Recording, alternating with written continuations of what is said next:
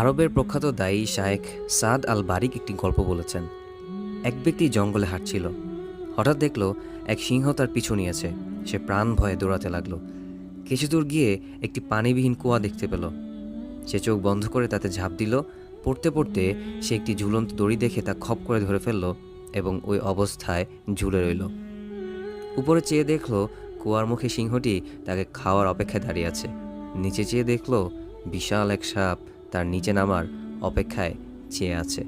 বিপদের উপর আরও বিপদ হিসেবে দেখতে পেল একটি সাদা আর একটি কালো ইঁদুর তার দড়িটি কামড়ে ছিঁড়ে ফেলতে চাইছে। এমন হিমশিম অবস্থায় কি করবে যখন সে বুঝতে পারছিল না, তখন হঠাৎ তার সামনে কুয়ার সঙ্গে লাগোয়া গাছে একটা মৌচাক দেখতে পেল।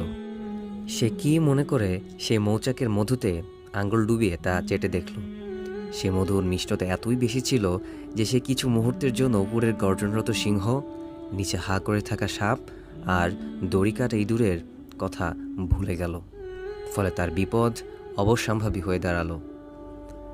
শায়েখ আল বারিক এই গল্পের ব্যাখ্যা দিতে গিয়ে বলেন, এই সিংহটি হচ্ছে আমাদের মৃত্যু, যে সর্বক্ষণ আমাদের তাড়িয়ে বেড়াচ্ছে। সেই সাপটি হচ্ছে কবর, যা আমাদের অপেক্ষায় আছে। দড়িটি হচ্ছে আমাদের জীবন, যাকে আশ্রয় করেই বেঁচে থাকা।